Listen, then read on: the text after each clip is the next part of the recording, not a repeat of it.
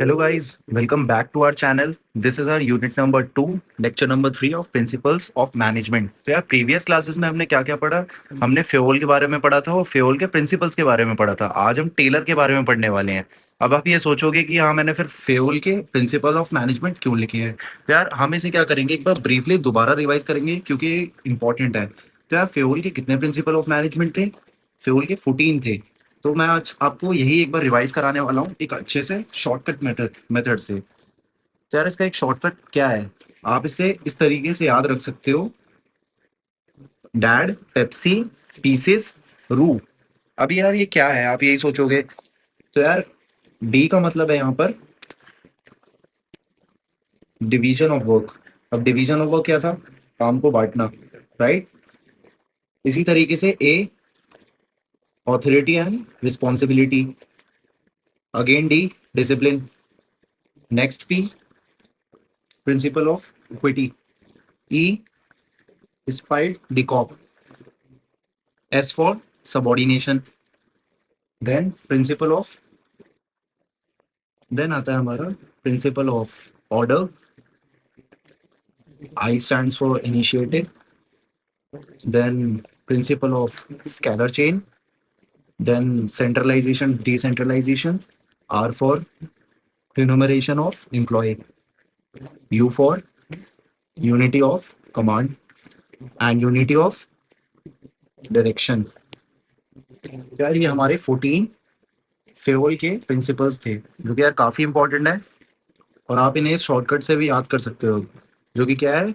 Dad, Pepsi, pieces and रू। Dad, Pepsi, pieces, रू।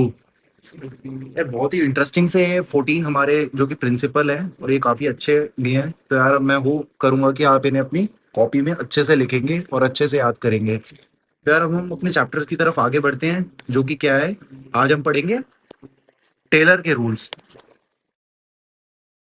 तो यार अब हम टेलर के बारे में पढ़ेंगे। यार ये अब FW टेलर कौन है? ये है फ्रेडरिक विंस्लो टेलर। तो यार अब हमने जो प्रीवियस क्लास में पढ़ा था फेयोल, वो कौन थे? तो हम इसी के बारे में बात करेंगे। फ्रेडरिक विंस्लो टेलर कौन थे? इन्हें हम फादर ऑफ साइंटिफिक मैनेजमेंट के नाम से भी जानते हैं। तो यार अब आप ध्यान रखिएगा, अगर आपसे फादर ऑफ मैनेजमेंट या फिर फादर ऑफ जनरल मैनेजमेंट पूछा जाता है तो वो हमारे फेयोल थे। And father of scientific management कौन थे? फादर ऑफ साइंटिफिक मैनेजमेंट हमारे फ्रेडरिक विंस्लो टेलर या फिर FW टेलर, ये थे। तो यार अब हम इनके बारे में थोड़ा सा पढ़ेंगे। तो यार अब हम पढ़ने वाले हैं FW टेलर के बारे में, जो कि हैं फ्रेडरिक विंस्लो टेलर। तो यार अब जरा हम इनकी थोड़ी बायोग्राफी पे ध्यान देंगे। तो यार इनका बर्थ हुआ था 1856 में और इनकी डेथ हुई थी 1915 में, ठीक है, इन USA। प्रोफेशन से यार ये एक अमेरिकन मैकेनिकल इंजीनियर थे, मिडवेले स्टील कंपनी में। और एजुकेशन इनकी थी स्टीवन इंस्टीट्यूट ऑफ टेक्नोलॉजी 1883 में, ठीक है। तो यार अब हुआ क्या, इन्होंने क्या किया है, इन्होंने प्रिंसिपल ऑफ साइंटिफिक मैनेजमेंट दी है, यानी कि इन्हें तभी हम फादर ऑफ साइंटिफिक मैनेजमेंट का कहते हैं। अब यार इनकी जो टेक्निक्स थी, इनके जो प्रिंसिपल्स थे, वो यार बहुत काम आए इनकी ऑर्गेनाइजेशन में और अपनी ऑर्गेनाइजेशन को ये टॉप पे लेके गए, ठीक है। और इनकी जो पोजीशंस थी वो कहाँ थी? Executive at Midvale steel company and 1884 में। प्रोफेसर थे टक स्कूल ऑफ बिजनेस के, जो कि फाउंड हुआ था 1900 में। And he is also president of American society of mechanical engineer from 1906 to 1807। और यार इनके जो ये प्रिंसिपल ऑफ साइंटिफिक मैनेजमेंट थे यार, ये पब्लिश हुआ था अमेरिकन मैगजीन में ड्यूरिंग मार्च टू मई इन 1911, जो कि बाद में एक बुक की फॉर्म में हमें मिला। तो यार इनके जो जितनी भी टेक्निक्स थी, जितने भी इनके प्रिंसिपल्स थे, ये काफी ज्यादा बिजनेस ऑर्गेनाइजेशंस में भी बहुत ज्यादा काम आए हैं, जिन्होंने इस चीज को टॉप पे लेके गए हैं इनकी हेल्प से। तो यार अब आप ध्यान रखना, जहां पर भी आपसे पूछा जाए फादर ऑफ साइंटिफिक मैनेजमेंट कौन है और फादर ऑफ जनरल मैनेजमेंट या मैनेजमेंट कौन है, तो आपको इन दोनों के बीच का फर्क पता होना चाहिए, ताकि एग्जाम में हमेशा पूछा जाएगा। जैसे साइंटिफिक मैनेजमेंट के फादर कौन हुए? FW टेलर। और जनरल मैनेजमेंट के कौन हुए?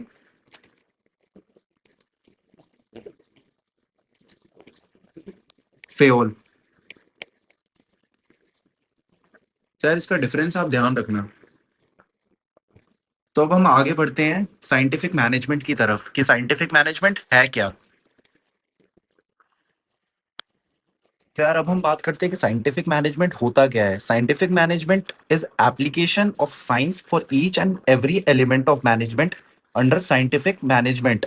अब इसका मतलब क्या है यार, हमारी ऑर्गेनाइजेशन में अगर कुछ भी हो रहा है तो एक साइंटिफिक मैनेजमेंट के थ्रू हो रहा है, यानी कि साइंटिफिकली हो रहा है। इसका मतलब ये नहीं है कि हमारी ऑर्गेनाइजेशन में कुछ भी चल रहा है, ठीक है। Selection of main and machines material is made by scientific approach, यानी कि साइंटिफिक अप्रोच से हो रहा है। Here, all the organization activities are performed by proper discipline। हमारी ऑर्गेनाइजेशन में जो भी चीजें हो रही हैं वो एक प्रॉपर फॉर्म ऑफ डिसिप्लिन में हो रही हैं। ये नहीं कि यार हमारी ऑर्गेनाइजेशन में कॉन्फ्लिक्ट्स हो रहे हैं, कोई भी कुछ भी करे जा रहा है, इससे क्या होगा, हमारे गोल्स भी अचीव नहीं होंगे। The scientific management is a logical approach toward the solution of management problems. अब क्या होता है, हमारी ऑर्गेनाइजेशन में अगर कोई भी मैनेजमेंट प्रॉब्लम आती है तो उसको साइंटिफिकली और लॉजिकल अप्रोच से हम सॉल्व करेंगे। और अगर हम फेयोल टेलर की अगर बात करें तो यार एक शॉर्ट डेफिनेशन है, आप इसको भी याद रख सकते हैं, जो कि है scientific management knowing the exactly what you want men to do and seeing that they do it in the best and cheapest way। तो यार ये एक साइंटिफिक मैनेजमेंट की हमारी ये डेफिनेशन थी। आई होप कि आप इनके स्क्रीनशॉट्स ले रहे हो ताकि आपको लर्न करने में भी आसानी हो। तो यार अब हम आते हैं अपने टेलर के प्रिंसिपल्स के ऊपर। अब यार हमने वहाँ हेनरी फ्योल के प्रिंसिपल्स पढ़े थे, तो यार अब हम इनके भी तो प्रिंसिपल्स पढ़ेंगे। तो यहाँ पे हमारे पास है प्रिंसिपल ऑफ साइंटिफिक मैनेजमेंट। तो यार इनके हमारे पास ज्यादा नहीं है, 4 प्रिंसिपल्स हैं। वहां पे हमारे पास 14 प्रिंसिपल थे, अब यार 14 के आगे से 1 हटा दो तो इनके प्रिंसिपल रह जाएंगे। तो यार ये जो प्रिंसिपल्स हैं वो मैं कवर कराऊंगा आपको आने वाले वीडियोस में। फिर यार हम अपने चैप्टर को जो है एंड करेंगे। तब तक के लिए यार see have a great day. Thank you.